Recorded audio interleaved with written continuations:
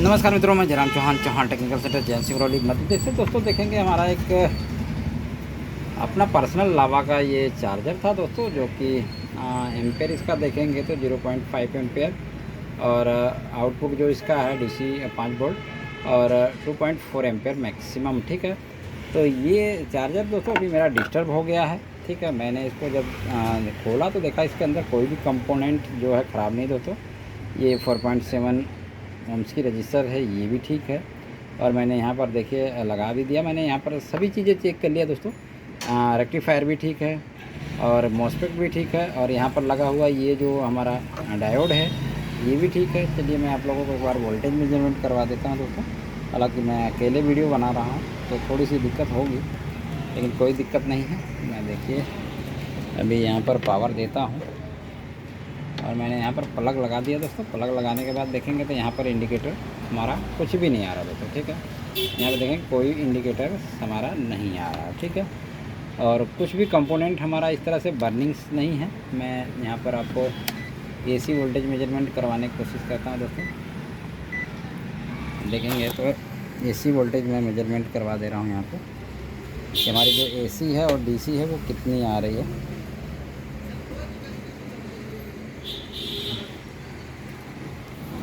ठीक है, मैंने यहाँ पर मेन लीड लगा दिया है क्योंकि चार्जर में बार बार दिक्कत होगा चेकिंग करने के लिए। तो चलिए एक लीड मैं यहाँ पर रख लेता हूँ और दूसरी मैं यहाँ पर लगा लिया। देखिए ठीक है, यहाँ पर देखेंगे एसी वोल्टेज जो हमारी है दोस्तों 222 वोल्ट हमारी प्रेजेंट है। और इसको डीसी में कर लेते हैं दोस्तों। ठीक है, डीसी में मैंने इसको कर लिया। डीसी में यहाँ पर कैपेसिटर लगा हुआ तो प्लस हमारा इस तरफ है और माइनस इस तरफ है। तो चलिए दो को लगाते हुए हम कोशिश करते हैं कि मेजरमेंट हो जाए दोस्तों। ठीक है, देखिए यहाँ पर डीसी जो है वो भी 317 वोल्ट हमारी प्रेजेंट है दोस्तों। ठीक है, लेकिन आउटपुट में हमारी कोई भी वोल्टेज यहाँ पर जो नहीं मिल रही है। ठीक है, देखिए यहाँ पर हमारा इंडिकेटर वगैरह ये शो नहीं हो रहा। ठीक है, ये छोटी सा चार्जर है, बट प्रॉब्लम को फाइंड आउट करना बहुत ही अति आवश्यक है दोस्तों। ठीक है, चलिए तो इसको बंद कर लेते हैं। बंद करने के बाद हम इसको कैपेसिटर को डिस्चार्ज होने के लिए वेट करते हैं, क्योंकि कैपेसिटर चार्ज होगा इसका। ठीक है, अगर डिस्चार्ज करना चाहते हैं तो हम इसको कर भी सकते हैं, कोई दिक्कत नहीं है। किसी से शार्ट कर देंगे तो ये हमारा डिस्चार्ज हो जाएगा, थोड़ा चार्ज होगा तो। ठीक है, देखिए डिस्चार्ज हो गया ये। ठीक है, अब चलिए इसको वेरिफिकेशन करते हैं दोस्तों। ये सबसे पहले तो हम स्टेप बाय स्टेप देखेंगे। हमारा जो डीसी है यहाँ तक आ रही है दोस्तों 320 वोल्ट हमारी यहाँ पर डीसी आ रही थी। तो हमारा ये समझ लो रेक्टिफायर भी जो है वो ठीक ही होगा, जाहिर सी बात है। कोई फ्यूज यहाँ पर है नहीं, फ्यूज के लिए ओनली 4.7 की रजिस्टर लगाया है। ये कैपेसिटर अपना मेन। ठीक है, तो कैपेसिटर के ऊपर हम चेक करेंगे ड्रेन और सोर्स के बीच में हमारी जो ओम्स है वो कितनी आ रही है। यहाँ पर देखेंगे 1000 कुछ करके आ रही है, पलटी करके देख लेते हैं। ठीक है, यहाँ पर ऑयल तो यहाँ से हमें क्या है, हमें ड्रेन ये हमारा जो मॉसफेट लगा हुआ उसकी भी कैपेसिटी पता लग जाती है कि ठीक है कि नहीं ठीक है दोस्तों। चलिए रेक्टिफायर को कैसे चेक करते हैं मैं दिखा देता हूँ एक बार आप लोगों को लगे लगाए में। यहाँ पर देखेंगे यहाँ पर 500 आ रहा, यहाँ से भी 500। तो यहाँ से एक डायोड फॉरवर्ड बायस यहाँ लगा हुआ है, सॉरी रिवर्स बायस लगा हुआ है। ये माइनस है क्योंकि मेरी पॉजिटिव प्रोब इधर है, नेगेटिव इधर है। यहाँ से एक रिवर्स बायस यहाँ और दूसरा यहाँ से। ठीक है, तो दोनों एसी वाले पॉइंट से रिवर्स बायस में 2 डायोड यहाँ लगे हैं। अब इधर पॉजिटिव फॉरवर्ड बायस में लगे होंगे, यहाँ पर देखिए फॉरवर्ड बायस में। ठीक है, एक यहाँ से एक यहाँ से। ठीक है, तो पॉजिटिव और नेगेटिव यहाँ पे बन गया, इधर का हमारा ठीक है। अब मॉसफेट को भी हम यहाँ से चेक ही कर लिए, ड्रेन और सोर्स के बीच में हम देख लेते हैं। ठीक है, 1000 की वैल्यू आ रही है। ठीक है, अब यहाँ पर आउटपुट के लिए ये जो मॉसफेट लगा हुआ है इसको देख लेते हैं दोस्तों। मॉसफेट का ये डायोड होगा। ठीक है, क्योंकि ये बाइंडिंग से है, ये प्राइमरी सेकेंडरी बाइंडिंग आउटपुट का। ठीक है, यहाँ से डायोड लगा हुआ है। तो समथिंग इसकी रेंज देखिए कहाँ जा रही है। तो इसकी रेंज यहाँ पहुँच गई। चलो वापस करके देख लेते हैं, वापस में इसमें क्या दिखा रहा है। तो ये 473, लेकिन ये 473 रिवर्स बायस क्यों दिखाया दोस्तों, ये सोचने वाली बात है। डायोड अगर रिवर्स लगा है तो यहाँ से यहाँ क्या बन रहा है, ये पॉजिटिव और नेगेटिव इसकी डायरेक्ट होनी चाहिए। यहाँ से नेगेटिव डायोड है और यहाँ से रिवर्स लगा तो पॉजिटिव यहाँ बनना चाहिए, नेगेटिव यहाँ बनना चाहिए। तो पॉजिटिव हाँ ठीक है दोस्तों, पॉजिटिव इस तरफ है और नेगेटिव इस तरफ है। ठीक है, ये रिवर्स बायस में डायोड लगा हुआ है। ठीक है, इससे हम पता लगा सकते हैं रिवर्स और फॉरवर्ड है। देखिए ये रिवर्स में है, तो रिवर्स में यहाँ पर माइनस बनेगा इस तरफ। ठीक है, उधर पॉजिटिव प्लस बनेगा। ठीक है, ये भी अपना ठीक है। अब इसके अंदर एक प्राइमरी वाइंडिंग होती है जो कि मॉसफेट को यहाँ स्विच कराती है। देखिए ये भी ओपन नहीं है, ये भी ठीक है। अब हम इसके अंदर ढूंढने की कोशिश करते हैं दोस्तों। एक दो वाइंडिंग तो यहाँ है जो कि यहाँ से ऊपर से आई हुई है। देखो यहाँ लगा के यहाँ पर आउटपुट में दिया है इसने, और दो वाइंडिंग हमें यहाँ पर दिखाई दे रही है जो कि हमारी स्विचिंग वाइंडिंग है 330 की। ठीक है, लेकिन इसमें दो वाइंडिंग और होना चाहिए दोस्तों, जो कि हमें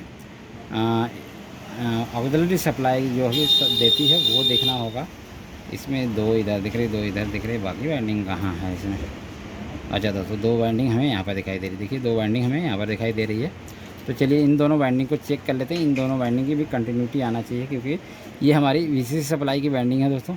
ठीक है, चलिए तो यहाँ पर देख लेते हैं वीसीसी सप्लाई की वाइंडिंग पे। एक तो ग्राउंड से डायरेक्ट होगा हमारा, ठीक है, और इधर देखिए यहाँ पर हमें कुछ भी नहीं बता रहा दोस्तों। देखिए ये जो हमारी प्राइमरी वाइंडिंग है जो वीसीसी वाली, क्योंकि यहाँ से देखेंगे एक रेजिस्टेंस लग कर, हाँ 0, और यहाँ से 4.7, हाँ 4.7 की रेजिस्टेंस लगकर इस डायोड के एनोड पॉइंट पे आ गया। ठीक है, और कैथोड से यहाँ पर एक छोटा कैपेसिटर लगा होगा जो कि हमें वीसीसी स्टोर करता है। देखिए यहाँ पर एनोड और यहाँ कैथोड, और कैथोड पॉइंट से एक कैपेसिटर। ठीक है, ये कैपेसिटर है और इसका ग्राउंड है। ठीक है, तो ये कैपेसिटर जो लगा ये वीसीसी का कैपेसिटर दोस्तों। यहाँ पर स्टार्टअप वीसीसी हमें नहीं बन रही दोस्तों, क्योंकि ये वाइंडिंग ओपन मुझे लग रहा है। ठीक है, ये वाइंडिंग ओपन लग रहा है। इसको देख लेते हैं नीचे से, वाइंडिंग टूटा, हाँ यहाँ दोस्तों ये टूटा हुआ। ठीक है, ये देखिए यहाँ वाइंडिंग ये टूटा हुआ, हाँ ये देखिए यहाँ से टूटा हुआ है। चलिए तो एक बार चेक कर लेते हैं यहाँ से। यहाँ बोल रहा है क्या, तो यहाँ जंपर मार देंगे। ठीक है दोस्तों, यहाँ से यहाँ बोल रहा है। ठीक है, तो यहाँ पर एक जंपर लगाने की आवश्यकता हमें, ये हो जाएगा दोस्तों। ठीक है, चलिए सर जंपर लगाते हैं। सो फ्रेंड, कोई भी जो पावर सप्लाई है, कोई भी पीसीबी हमें रिपेयर करना तो उसका सबसे पहले हमें बेसिक कॉन्सेप्ट मालूम होना चाहिए, उसका हमें बेसिक्स मालूम होना चाहिए कि हमें इसको किस फंडा बेसिस पे रिपेयर करना, किस फंडामेंटल पे इस पर काम करना है। तो वो फंडा अगर हमें मालूम है तभी हम इसके एक्चुअल जो है काम कर सकते हैं। हालांकि मुझे लगा कि मुझे ये नया चार्जर लेना पड़ेगा, लेकिन फिर भी बोला कि चलो छोड़ो यार, हम तो देखते हैं इसमें कुछ कोशिश करते हैं कि कुछ ना कुछ पंगा होगा। लेकिन मैंने जब इसको खोला तो देखा मुझे कोई भी कंपोनेंट मेरा लीकेज या कोई भी वैसा नहीं है, और अचानक ही ये बंद हो गया। ठीक है, चलिए तो यहाँ पर देखिए इस तरह 8 पिन का देखने को मिल रहा है। ऐसा आदमी को आप लोग कंफ्यूज हो जाएंगे कि यहाँ पर डायोड है कि मॉसफेट है ऐसे देखने में। लेकिन आपको चेकिंग मेथड या आपका बेसिक पूरा क्लियर है तो आपको कोई टेंशन नहीं होगा दोस्तों। किसी चीज़ को ढूंढने या उसको डायग्नोज करने में कोई दिक्कत नहीं, बस बेसिक कॉन्सेप्ट आप लोगों का क्लियर होना चाहिए। अगर आप लोगों को बेसिक नॉलेज भी चाहिए तो आप सीधा मुझसे ट्रेनिंग के लिए संपर्क कर सकते हैं। मेरी ऑफलाइन ट्रेनिंग या ऑनलाइन ट्रेनिंग ज्वाइन कर सकते हैं दोस्तों। ठीक है, और मेरे यूट्यूब चैनल पे भी आप लोगों को बेसिक्स की जो चीज़ें हैं वो आप लोगों को मिल जाएंगी। चलिए मैंने भी यहाँ पर जोड़ दिया है तो इसको बजट रेंज में मैं कर लेता हूँ। ठीक है, मैंने यहाँ पर देखिए जो ये वायर कटिंग था, देखिए यहाँ पर मैंने अभी जोड़ दिया है। देखिए यहाँ मोटा सोल्डिंग लगा दिया, छोटा तार था। तो अभी देखिए यहाँ पर बजट रेंज में अगर हमारा आ गया तो समझ लीजिए ये वायर जुड़ गया है। देखिए ये वायर हमारा अब कनेक्ट हो गया है जो वीसीसी वाइंडिंग का था। ठीक है, देखिए ये वीसीसी वाइंडिंग जब तक हमारी काम नहीं करेगी तब तक हमारा पावर सप्लाई नहीं बनेगा। स्टार्टअप वोल्टेज हम दे के बना सकते हैं, लेकिन कंटिन्यूस नहीं चलेगा। इग्निशन तो हम मार सकते हैं। ठीक है, तो आई होप कि दोस्तों जो भी हमारे इच्छुक मेंबर हैं training LED LCD inverter induction microwave वो ऑनलाइन ऑफलाइन ज्वाइन कर सकते हैं। चलिए अभी इधर हमारा जुड़ गया तो हमारे लग रहा है 100% सप्लाई भी ये बन जाना चाहिए दोस्तों। चलिए तो थोड़ा सा हमें, क्योंकि ये प्राइमरी वाइंडिंग इधर शॉक प्रूफ है, शॉक लग सकता है इधर, तो आराम से पकड़ के करिए। ठीक है, मैं यहाँ पर देखिए, ये देखिए हमारा यहाँ पर जो है ये जल चुका है। ठीक है, और मैं एक यूएसबी लगा के दिखा भी देता हूँ आपको, चार्जिंग हो रहा कि नहीं हो रहा।